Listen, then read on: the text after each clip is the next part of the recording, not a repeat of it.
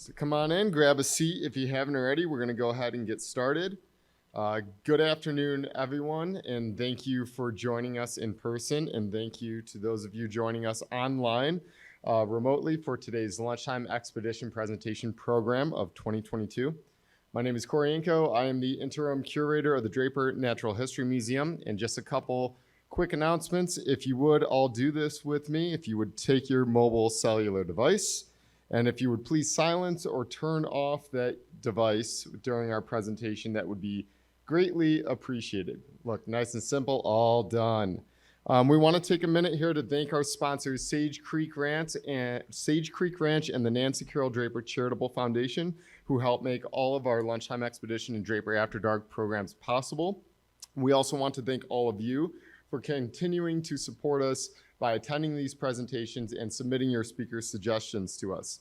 These lectures are being recorded and they are uploaded to our Draper YouTube channel. So if you've missed any of our previous speakers, you can find their talks along with speakers from the past few years beginning 2018 moving forward. If you'd like to be added to our email list, every month we send out an announcement of upcoming speakers. Just flag me down after the presentation. We'll get your name printed out here with an email, and you'll start receiving a MailChimp notice with the next lecture notifications and reminders. Today, we are going to hear from Mr. Jason Baldus. Jason received his undergraduate and graduate degrees in Land Resources and Environmental Sciences from Montana State University, where he focused on tribal bison restoration. Jason is currently the Tribal Buffalo Program Manager for the National Wildlife Federation's Tribal Partnerships Program. In this role, he has established resolution-based agreements and has helped restore more than 100 conservation buffalo to the Eastern Shoshone and Northern Arapaho tribes on the Wind River Reservation since 2016. Jason sits on the board of directors. Oh, if that was you, go ahead. Sorry.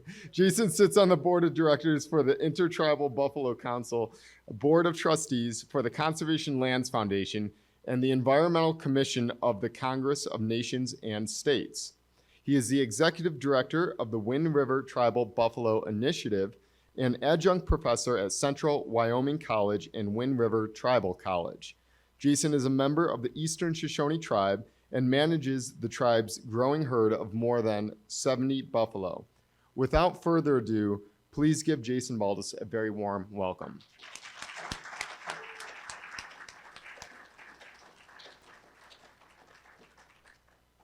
Ha, nasangat, zambamiboshanga, zansikandaive. I'm very glad to be here with you. My name is Jason Baldus, and had a nice drive up here from Wind River this morning, and so I'm very pleased to be here with you and talk about bison restoration. And as it pertains to the title of rematriation and reconciliation, I'll get into that after a bit. I currently work for the Tribal Partnerships Program, the National Wildlife Federation, the largest member-based conservation organization in the U.S. And I'm working to restore bison. I've been working on this project for about 15 years. Started with my undergraduate work at Montana State University, focusing on bison restoration. We've been here for a very long time, not only the Eastern Shoshone, but many of the other tribes that are here in this region thousands of years. And for many decades, nobody believed that. We've been here for thousands of years. The land bridge theory, the Bering Strait, that this idea that people came here not very long ago is somewhat disproven. For instance, these footprints that were found at White Sands not long ago, 23,000-year-old footprints. Where I'm from in the Wind River Mountains, this is my backyard. This is the South Fork of the Little Wind drainage, where we've been for a very long time. This was before that drainage was made into a reservoir, largely for agriculture. But nonetheless, this place is where we've buried our chiefs for a very long time. There's caves in the back country of this canyon where we have stories of burying our chiefs. And when the cavalry found it, they dynamited that shut. And so our history really is of a people that utilized large, vast territories. We were utilizing habitat in the same way that four-legged species do today. We went and traveled by the seasons for various food sources, medicines, tools, and we moved cyclically. And this understanding of caring for and being stewards is something that was foundational to who we really were. And when the horse came, the Comanches, who are our sister tribe, traded that animal with us because we come from the south. The Shoshone people speak the Numic branch of the Uto-Aztecan dialect. And so we just recently had a Shoshone language reunion at Wind River, where many of these communities come and we gather and celebrate. And this year we harvested one of our buffalo and fed over 250 people. Shoshone people believe, as many other tribes do as well, in this philosophy of cyclical, understanding that everything happens in circles and in fours. It's written in stone. This medicine wheel is about how we lived. We don't have a good term to describe the relationship that we had with the plants, the land, the animals, the water. If you look up nomadic, which is generally the term utilized, it states wandering aimlessly. We were not wandering aimlessly. We knew exactly where we were going and for what reasons, and it was tied to the cosmos.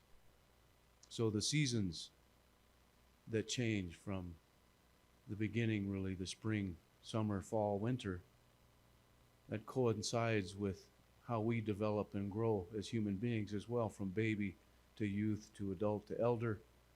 That corresponds with the balance that all nature seeks. We also have to have balance mentally, physically, spiritually, emotionally. This ties to the directions.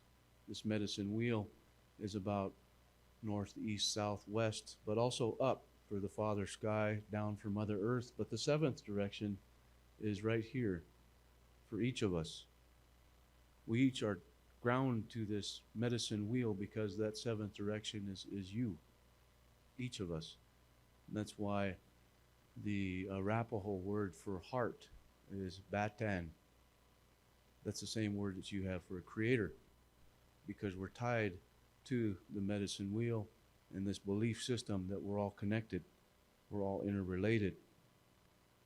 Human beings, caretakers with the four-leggeds, the winged ones that crawl above and below the ground, the ones that swim and fly. So this belief system that was written in stone also talks about our connection to the foods, the importance of buffalo.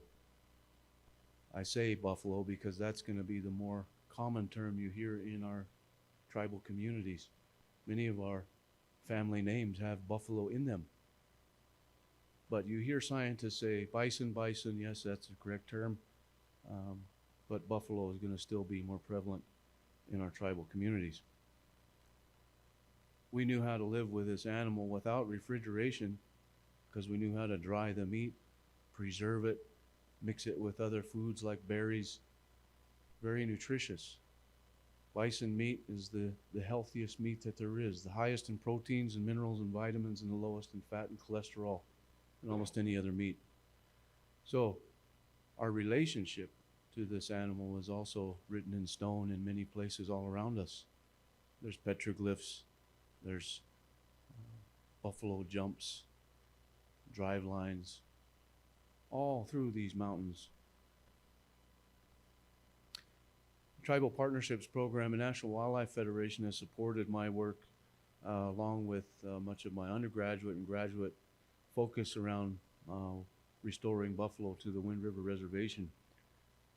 Our two tribes at Wind River, the Eastern Shoshone and Northern Arapaho, are member tribes also of the Intertribal Buffalo Council. which has a membership of 76 tribes across the nation. This organization has restored 20,000 buffalo to over 20 states, and this year is the 30-year reunion. Conservation Lands Foundation is another organization I sit on the board of trustees with, and we're working to uphold more of an ecological integrity approach for many of our public lands in the West especially. As a member of the Eastern Shoshone tribe, buffalo was our life's commissary, even though we've been separated from it for 130 years. We distinguished ourselves from the foods we ate. You're all probably aware of the Tukarikas, the sheep eaters that lived in the high elevation, the fish eaters that lived over in what is now Idaho. But the eastern band of Shoshones, we were known as the Gwichandika, the buffalo eaters. Not only was that buffalo very important in our economy, the health and wealth of our people was directly tied to what we call today biodiversity. Because as we moved cyclically, seasonally, it was for these various species, various foods, tools, medicines that many of these critters carry in their being. So biodiversity today is a term that we use for plants and animals as being a good thing. Well, we also had an extreme amount of biodiversity in the people that were here. That's why there were over 300 different languages on this continent.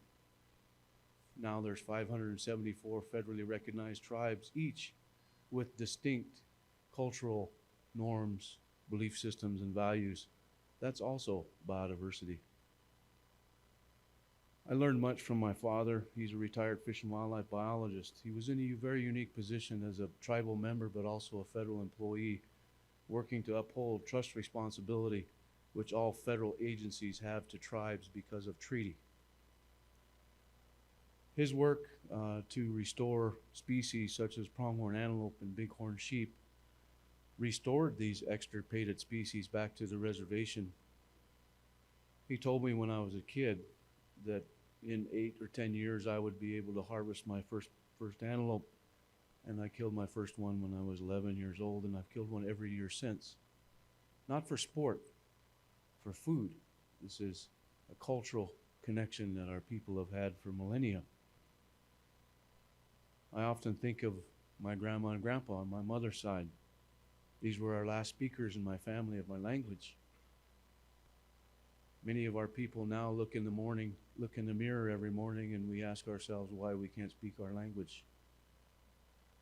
We have to understand and dig deep the atrocities of the past for that to happen. What happened to my grandma and grandpa for them not to want to pass that language on?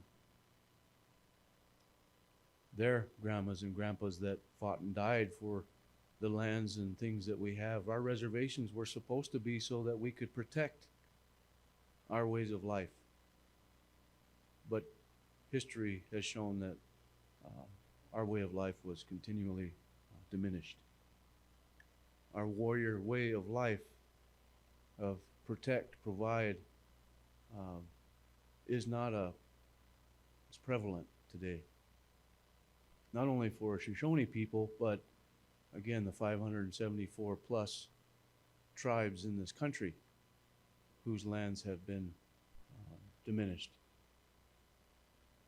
If we look at a trade network of tribes prior to European arrival, it would have looked something like this, because our people traded. We had vast trade networks, systems, resources that would have been traded. This was not monetary. This was biodiversity.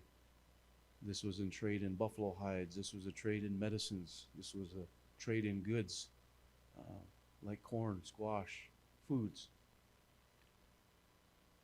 With westward expansion, these promises were continually made with tribes in the form of treaties, which, if you look up in the dictionary, are the supreme laws of the land. This Fort Bridger Treaty of 1863 was our first promise to the Shoshone people from the federal government that this would be our land to be able to utilize in perpetuity for our cultural lifeways, belief systems, languages to exist. But with westward expansion, Oregon, California, Mormon, Pony Express, all of these trails and expeditions that were coming out west made way into our territory, into our reservation, and then agriculture was encouraged. Open up the reservations and open them up for homesteaders, pioneers and settlers. Offer that up for very cheap, or if not free. So if we put that 1863 Fort Bridger Treaty over our modern roads, you can see that that would include places like Salt Lake and Pocatello and much of Wyoming, northern Colorado, northern Utah, and eastern Idaho. This was 1863. Only 5 years later, in 1868, it was reduced by 41 million acres. At this time, many of our people were dying of measles and diphtheria and smallpox. My grandpa that I showed you earlier, him and his brother were were 2 of 9 siblings to survive. The others died of smallpox. So that area south of the reservation there, called the Bruno Cession, Shoshone tribe received $25,000 for that back in 1872. Gold was discovered there, of course. Watch the northeast corner of the reservation, area around Thermopolis. Probably many of you have been there to soak in the hot springs. That was the McLaughlin Agreement. And McLaughlin added zeros at the ends of the ones because it was supposed to be 1 mile by 1 mile, and he added those zeros and made it 10 miles by 10 miles in 1896. 1906, all lands north of the Big Wind River were ceded for homesteading. Opened up our reservation, sectioned it off, gave each head of household 160 acres, but if they couldn't farm and ranch it, then it was advertised and sold for pennies per acre, just like them posters I showed you before. 1938, some of those lands were returned to the tribes, except for the Riverton Reclamation Project. As you can see in this big open space here, all these agricultural lands were opened up, kept open for non-Indian agricultural development. The tribes, interestingly, in the 30s, probably because they were witnessing their lands being diminished so rapidly, decided to protect an area. And the roadless area, 1938, was set aside 138,000 acres and has 200 lakes and several hundred miles of rivers and streams. As the reservation was opened up for not only homesteading and for agriculture, well, thousands of sheep and cattle were brought and grazed in many of these lands in the northern boundary.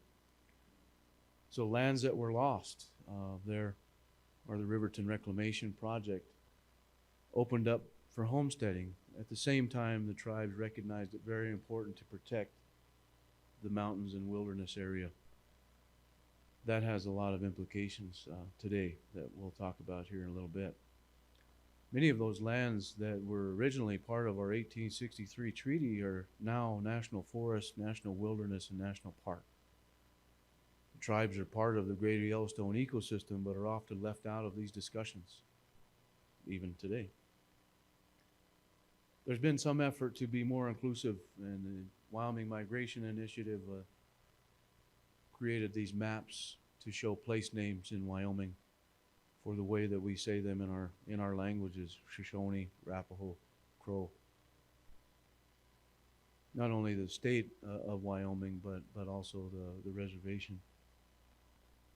So this is an effort to really engage tribes in knowledge.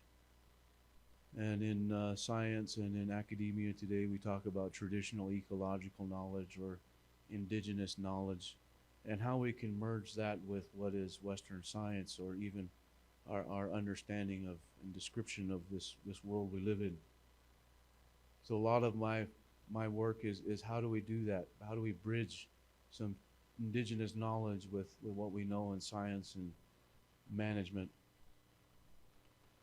An example of this goes back to a lot of the work my dad did, and they weren't calling it indigenous knowledge or TEK at that time, but when the tribes implemented the game code in 1984, There was a lot of reasons to do that. One, there was very little wildlife left because of unregulated hunting, because of the diminishment of our land base. But there was also the state of Wyoming saying, well, those tribes, they don't have a constitution, therefore they don't have authority or sovereignty to manage their lands. We need to come in and do that for them. So the tribe said, heck no, you're not. We're going to exercise our sovereignty and we're going to create our own law. And that's what happened in 1984 when they did this. It was showing the state of Wyoming that no, our treaty supersedes statehood. Therefore, our laws supersede state laws. What was predicted would happen did, and that was that if we managed the hunting, that we would be able to increase the population of our ungulates to a level that our tribal members would have available for sustenance. We'd be able to continue hunting for our food, as we always have. What was predicted again was that our populations would grow. This is old data. Our populations of elk, deer, and pronghorn are even higher now. Further, in the 90s, the biologists that were working on behalf of the tribes went to our elders of both tribes and gathered information about what is the importance of wolves and bears to us culturally, traditionally. Elders conveyed in those interviews that these are our relatives. We learned how to be good human beings by observing the wolf. We learned about foods and medicines from the bear. Many we still use in our ceremonies that we've been able to thankfully hold on to even today. That's how we bring indigenous knowledge into management and science. Protect these species. They belong here. Remember that wheel? Interconnectedness, interrelatedness. We share this place with all these species that were placed here by, if you want to call it the one above, we call it Batan.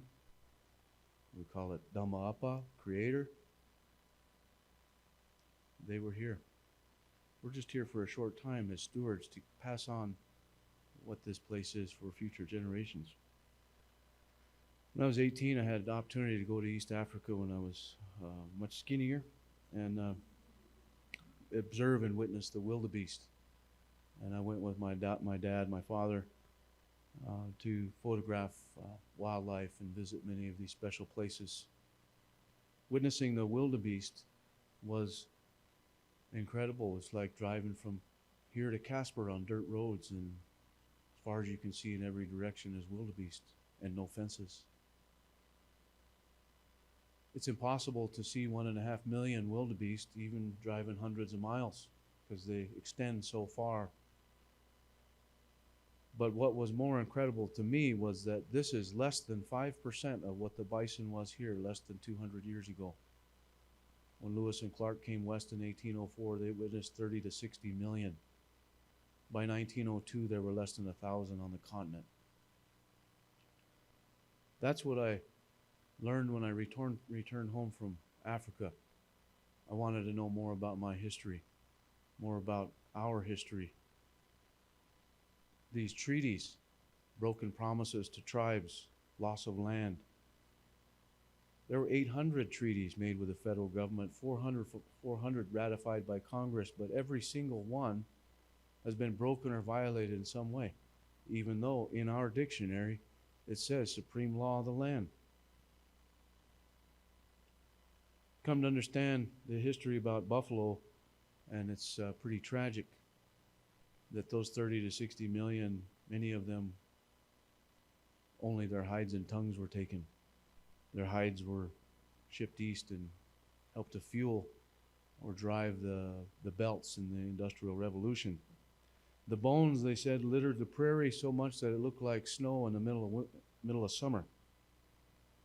They made more money gathering up the bones and putting them on trains and grinding them up and made them into fertilizer and fine china than they did on the hides. So not only was that buffalo eliminated from the landscape, so was all evidence of it. As buffalo were removed from the landscape and tribes forced onto reservations, well then that made way for these large beef operations, many of which are still in existence. And in an effort to make a better cow, because especially in the northern latitude, many of these cows freeze to death, they tried to make a better cow by breeding them with buffalo. This created cattle gene introgression. This is an example of a cattle. And then in 1965, they created beefalo. This is still being advertised as a good thing to be doing. Unfortunately, we've got less than 25,000 conservation buffalo in the United States. The majority of buffalo in the United States have cattle gene introgression, and they're also under commercial meat production. You have to go to parks and refuges and private ranches to see buffalo on a landscape. That little sliver of red up there is the number of buffalo we have in tribal herds that have conservation status, that they have reputable lineage of Yellowstone genetics, and they're managed under natural regulating factors. That little sliver of yellow is 19 herds managed by the Department of Interior across the United States. That's all the conservation buffalo we have. The rest are going right into the commercial meat market. This is an example of the conservation herds managed by the Department of Interior across the U.S. Of course, Yellowstone is the largest, but this is relatively few animals. Story of native people in buffalo very similar. We're now on remnants of our once former vast territories, tribes on reservations, and again buffalo in parks and refuges and private ranches. With those colonial ways of managing land, many of our lands have been sectioned off and checkerboarded. So it's very hard to piece these back together for any semblance of wildlife habitat or corridors or migration. Makes it very difficult.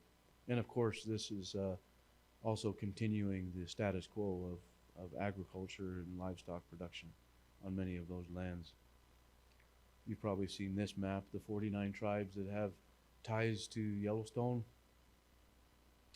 In order to understand why a lot of this is important, we have to know a bit about history in the eras of federal Indian law and policy.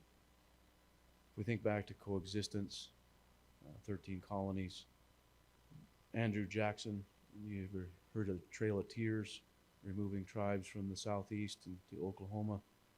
Then came allotment and assimilation. This is when reservations were opened up for homesteading. Reorganization was short-lived, and then came termination. 138 million acres of land were lost to tribes during this era, and many tribes were outright terminated from the federal trust responsibility. Since the 60s, we've been in this era, right along with the civil rights era, of self-determination. And that is really a renewal, the ability for tribes to exercise some semblance of sovereignty to create a better life and existence for ourselves. Along with self-determination comes the federal government's trust responsibility. That because of those treaties, and even though they've been violated, there's still language and there's still court decisions, although those are being challenged now, that tribes can rely upon this trust responsibility because of sovereignty, because of those treaties. Take that a step further and talk about food sovereignty and about buffalo, because this was an effort to systematically remove from Native American people, to subjugate us to reservations.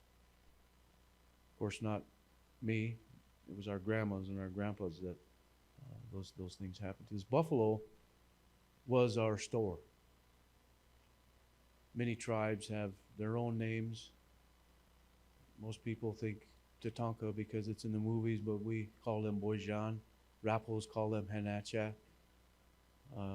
There's over 300 languages again, each tribe with its own term for these animals.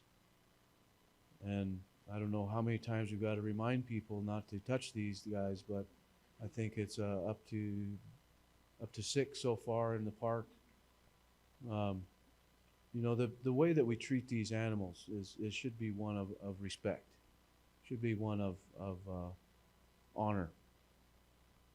What we related to in this animal was everything. It was our store. It was our food, our clothing, our shelter. It was central to our ceremonial and belief systems. We taught our kids about this relationship from a very young age, and it was nearly wiped away, nearly taken altogether. Again, the importance of buffalo in the diet of Native Americans is very important because we have the highest rates of diabetes and heart disease and other health-related issues that can be directly attributed to the removal of this animal from our diet. So getting it back into our lives again, very important. At Montana State University, Go Cats focused on tribal buffalo restoration, and you learn a little bit more about this history. But we have 4 extinct species. Latifrons, 350,000 years ago, had a 9-foot horn span. Antiquus, Priscus, Occidentalis, all gone. So they've been here for a very long time, and so they were from the Mexico all the way to the Arctic, from the west coast nearly all the way east coast, from sea level to 13,000 feet in elevation. And it's still funny to me that people wonder, where are you going to put them? Even Europe has 4 extinct species of bison. Their behavior, their behavioral adaptations, very important as ecosystem engineers. Their wallowing, very important in creating microdepressions in the landscape for water accumulation, soil, water holding capacity, groundwater recharge, seed dispersal. They're called a keystone species because they benefit many other organisms. Prairie dogs. A lot of people like to just shoot these guys on sight, right alongside coyotes, wolves and bears and other predators. They benefit black-footed ferrets. Not very far from here, we were able to save them from extinction. Badger. Many bird species like the ferruginous hawk, mountain plover, and burrowing owl, many species of birds actually need buffalo hair for their eggs to reach the right incubation temperature. The cowbird, that's a misnomer. It should be the buffalo bird. Many of these species are also very culturally important and sensitive species. We could see this bird go extinct in our lifetime. That buffalo hair goes up in the air to those nests, goes down in the ground, very important for nutrient cycling.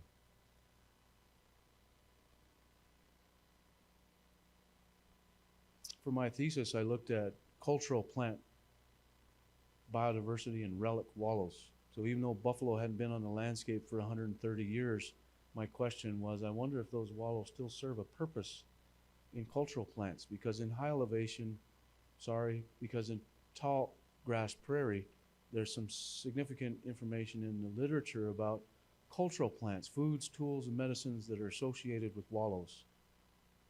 There's not very much in the literature about high elevation desert. And so my question became, I wonder if relic wallows serve a purpose in biodiversity of cultural plants. I spent 2 months traveling around these relic wallows, but after statistical analysis was able to show some significance in yarrow and arnica and tall bluebells, all 3 cultural plants that had some, that showed evidence that these wallows still serve a purpose in their abundance. There's now federal support, again, federal trust responsibility, 2 tribes. The Department of Interior manages 19 herds in 12 states. And this new conservation initiative is really focused on restoring buffalo as wildlife, preserving the genetics. Remember, there's less than 25,000. That there be shared stewardship and tribes have a bigger role in that. And that we're focused on a keystone role, a keystone species. If we talk carbon sequestration, climate resiliency, ecosystem restoration, well, you can't do that without talking about keystone species. And the importance for cultural values for our people as food, ceremonially, teaching our kids it's okay to be who they are. Many tribes have now signed on to this international buffalo treaty. We get together and joke that this will be the only treaty that's never broken. Not really that funny, but it's kind of funny. Just reiterates the cultural connection and importance of this animal to not only one tribe. It's many tribes that had this connection. It's still in our stories. We're still singing the songs. We're still practicing the ceremonies we were able to hold on to in secret. We were only able to legally practice many of our belief systems since 1978 with the American Indian Religious Freedom Act. That was 43 years ago. To ensure that our young people can exercise sovereignty and self-determination in the future, we better ensure they've got a pretty good understanding of the historic implications of losing this animal, as well as the contemporary importance of getting it back. There's a lot of opportunities for our young people around this to engage academically, to provide culturally relevant research so that those students can study and learn and engage with a species or a landscape that's important to them and to their people. To ensure that our young people know who they are, that they're Gwich'andika, buffalo eaters. We can still go out there and ask a lot of people if they've ever had buffalo before, and they say no. We're going to change that. A lot of support for this. There's a lot of opposition too, but there's a lot of support for tribal buffalo restoration, not only our native communities, but other NGOs, people that want to see buffalo restored. So I showed you this map earlier about the lands we lost, the General Allotment Act, but also the lands we protected with our own law, tribal law. The buffalo programs kind of sit right in the middle of this effort. Kind of a balance between a Western worldview that's focused on economics and agriculture and livestock, and an ecological worldview that brings our traditional ecological knowledge and our understanding of interconnectedness and importance of keystone species. Kind of balancing here.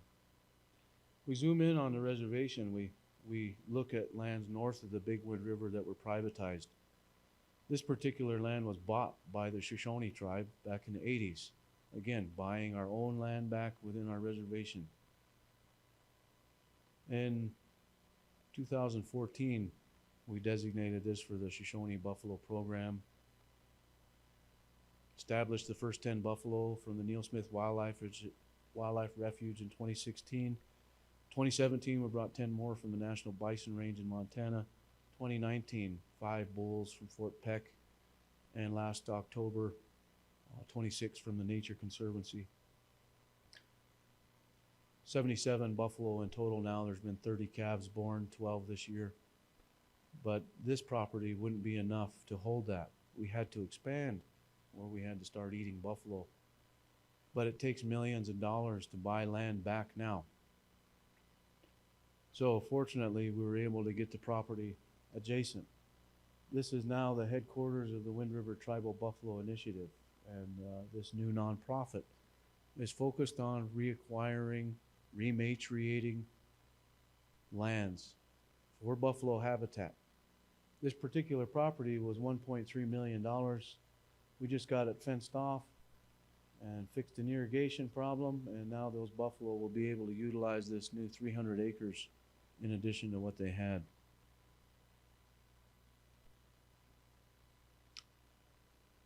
As these lands are checkerboarded because of that map that I showed you earlier of fee land, tribal land, allotted land, fortunately these two properties here were tribal. And so it was working with the Bureau of Indian Affairs and the two tribes to designate these two as part of the growing buffalo habitat. That happened last November. And so that's now included. The area indicated in red, again, privatized, is owned by a non-tribal guy. As of 3 days ago, we've signed the paperwork to give him $2.5 million to include that with growing habitat.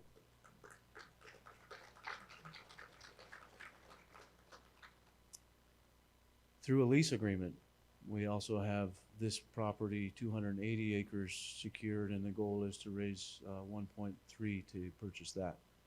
And so I'm working closely with the Jackson Hole Land Trust, an entity that is in the business of buying land back for conservation or ecological purposes.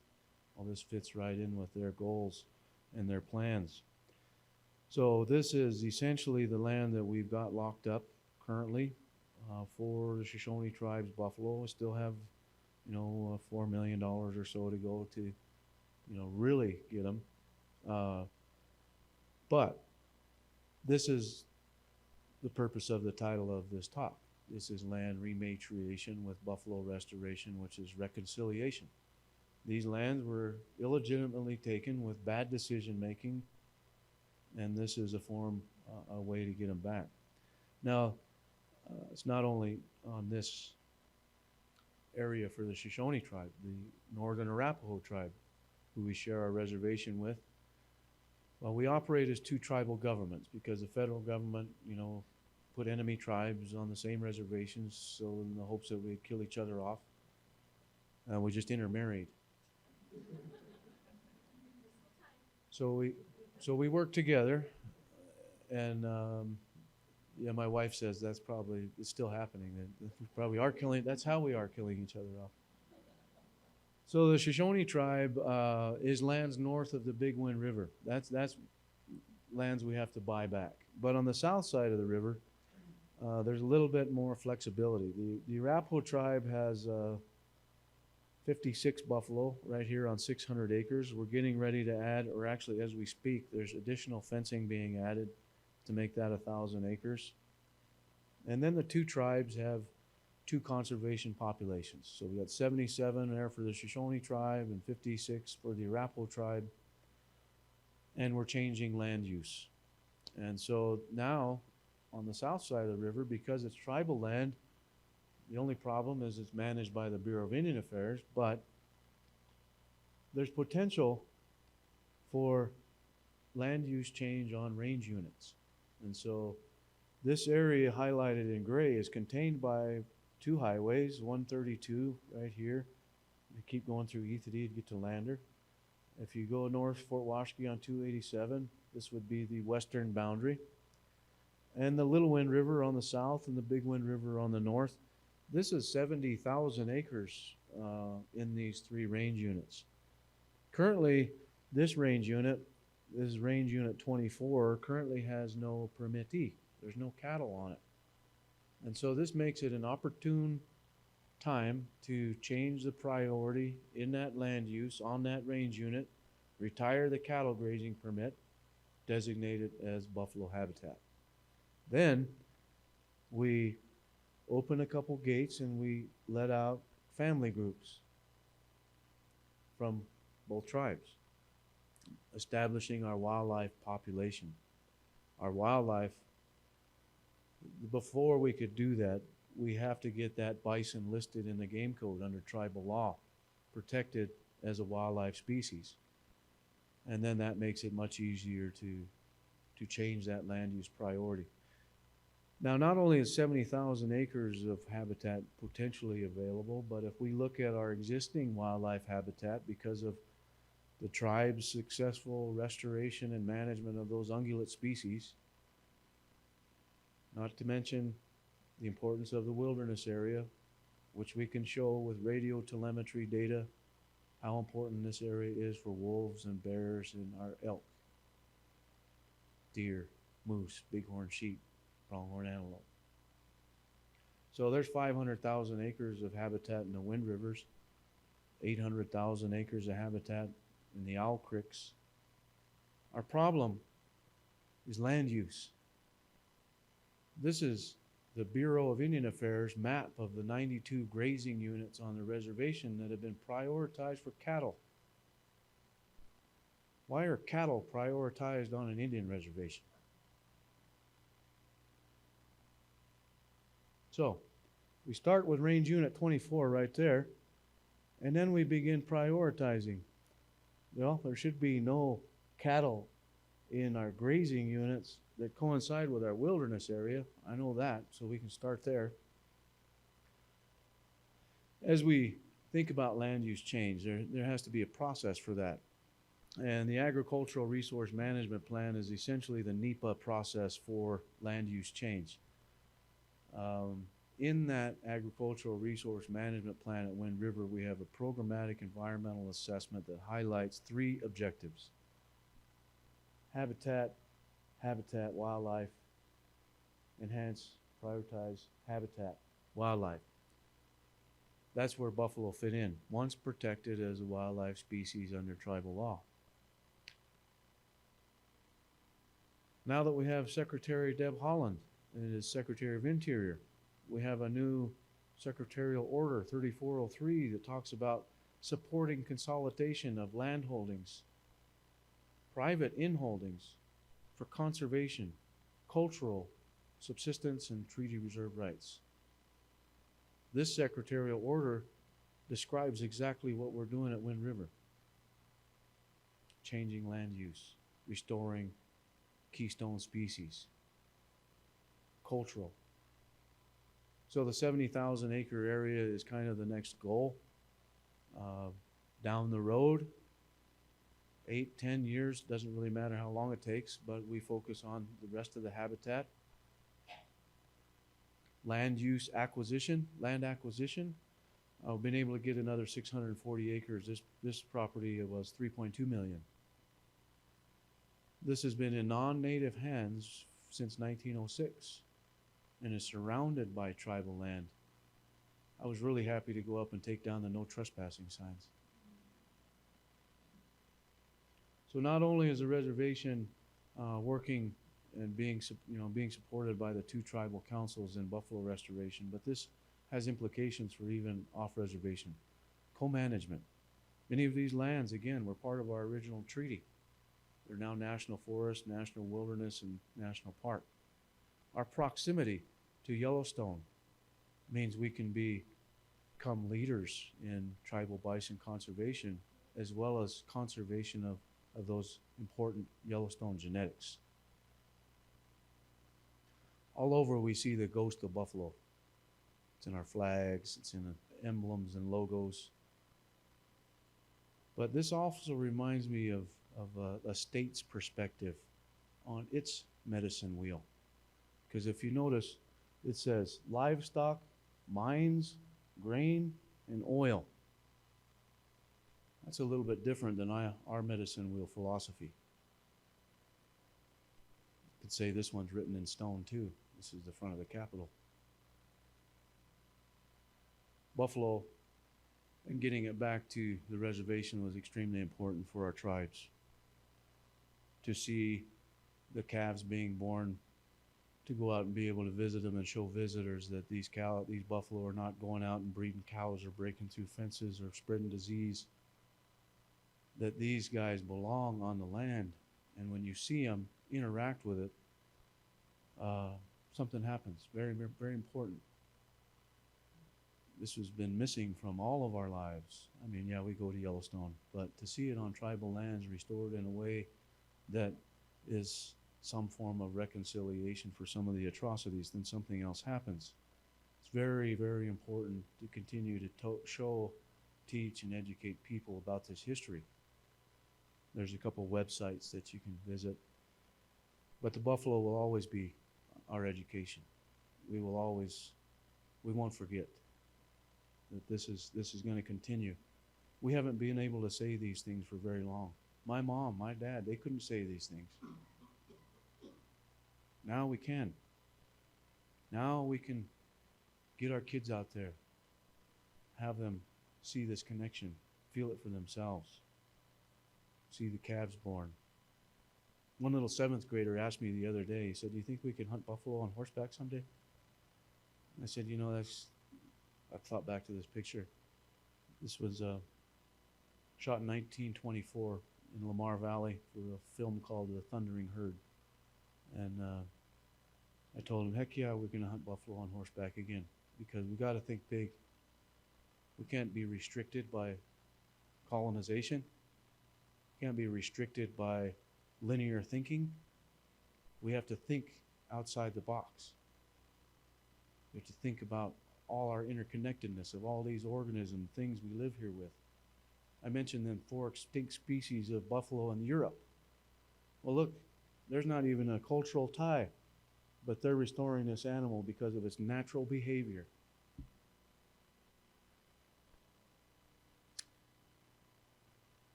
Colonization was brought domestication, encouraged us to fence in, fence out, plow up, pave over, and develop. This is light pollution. Colonization is still coming, it looks like to me, from the east. So I show this because what do we want to protect? We're just going to continue to build roads, continue to develop this notion of progress, manifest destiny. When does it stop? When do we understand our role as caretakers and stewards? So just to recap, I want to show just this visualization of this history. Every tribe in this country can show a similar map about those promises. The 1863 treaty, how we used to utilize our land that was tied to the seasons. The reduction of the land base. Encouragement of agriculture. Despite that, the tribe's protection of all this land, over 200 lakes, several hundred miles of rivers and streams. And despite the BIA managing 92 grazing units for cattle, we've been able to successfully restore and manage 6 of the historic ungulate species, as well as the predators that were there prior to Lewis and Clark. So that tribal sovereignty, self-determination, is very important for maintenance of what little we have left. To reacquire some of these properties, this is the rematriation. These lands will go into conservation easement to raise some more dollars, to increase the infrastructure for buffalo. But eventually these lands are being reacquired, will go into trust, that they will go back to reservation, that they'll go back to tribal land, that our tribal members will once again be able to access the river for fishing, gathering foods, medicines, tools. And so this effort, is piecemeal, from 300 acres to 2,000 acres to 17,000 acres. Will hopefully someday see this animal restored for its rightful place on the landscape, not just in parks and refuges and private ranches, but be available again to us, tribal members, for hunting, for cultural beliefs, for ceremonies, for food. And so I really want to thank you all for the opportunity to come in and visit. Thank you for your interest in coming in today. So I really appreciate it. Thank you.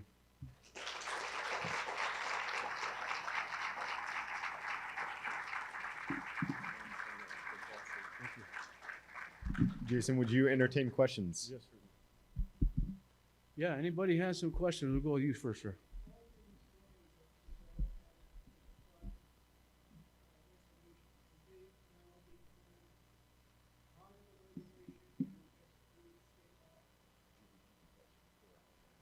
Yeah, so he said the question was, if these lands are being acquired, are they subject to state law, or do they go back to tribal ownership?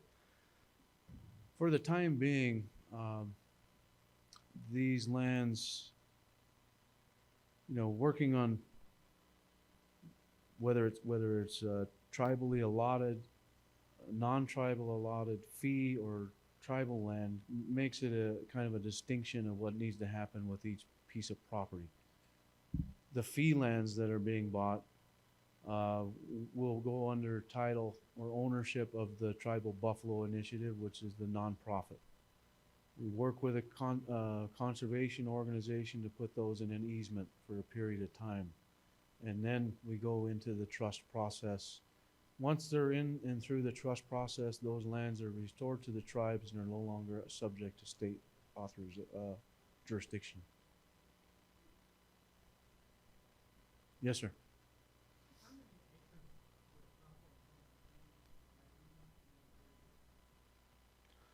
Well, I try not to use the AUM connotation because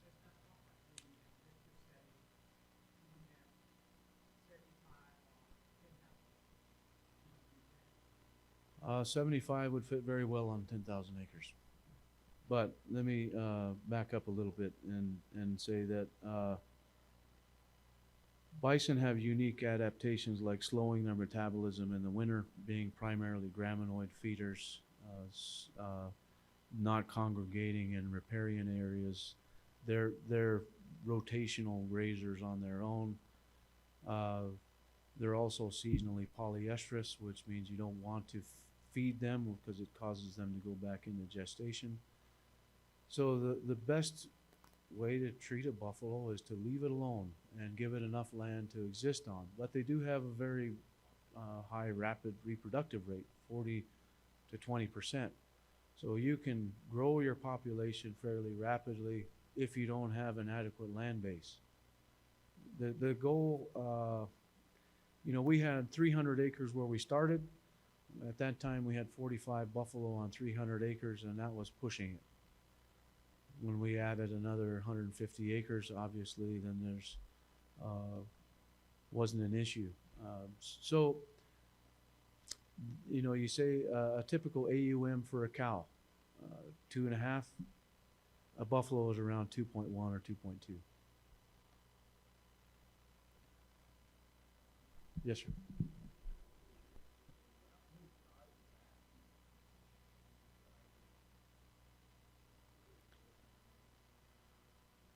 In my capacity, he says, is the Arapaho tribe is active in this.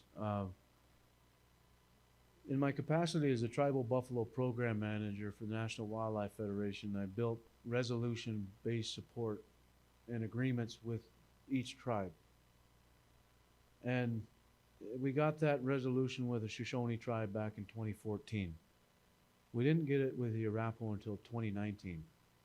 And that was just a function of leadership and politics and that sort of thing. But once we had those two resolutions, then that really increased the ability for National Wildlife Federation to bring resources to assist in getting animals, transporting animals, building the fencing infrastructure needed. So I meet with both councils fairly regularly to give updates on what's happening with the Shoshone tribe. It was important to have a representative for the Arapaho tribe that serves in a similar capacity that I do. And so a gentleman by the name of Dennis O'Neill is the Arapaho herd manager. So he and I work very closely on needs of the Arapaho herd, and then I kind of focus on the needs of the Shoshone tribe. I sit on the board of directors for Intertribal Buffalo Council, and both of our two tribes are members of ITBC. So I also ensure that our two tribes are working collaboratively on applying for herd development grants from the Intertribal Buffalo Council. So ensuring that all the resources that we can find are being brought to both programs equally and collaboratively. Jason, what was the name of the website where people can donate to help purchase land? So again, I work with the Jackson Hole Land Trust, and so that's one avenue for land acquisition. But we have the bottom website here, Give to Buffalo. And so if people want to donate, they can go to that website and donate as much as you'd like and just indicate that it's for Wind River Buffalo. And this is again to go support not only the Shoshone tribe's effort, but also the Arapaho tribe, and in our effort to really get more animals on more ground. The goal isn't to exterminate cattle. It's to say that, you know, there should be balance. There's still a lot of tribal members who are in the cattle business. We're not trying to run anybody out of business. We want to make it a win-win. And so we work with those permittee holders or landholders to ensure that their needs are met. Maybe they're elderly and they want to get out of the cattle business. Well, we'll help them retire. Maybe they want to continue, but they'd be willing to change a range unit. So we'll work with them to find another range unit. There's 92 range units on the reservation. What we're saying is that there should probably be 10 or 15 that go to buffalo. And especially in those key areas where they are already existing wildlife habitat. There should be no reason why we can't restore this animal for the benefit of all of our tribal members. 90% of our people are not farmers and ranchers. So I will, again, thank you for all of your attention and coming to this talk today. Happy to answer any more questions afterwards or still now, but I know it's lunchtime and everybody's probably getting hungry, and thanks for not dozing off too much. Thank you, Jason.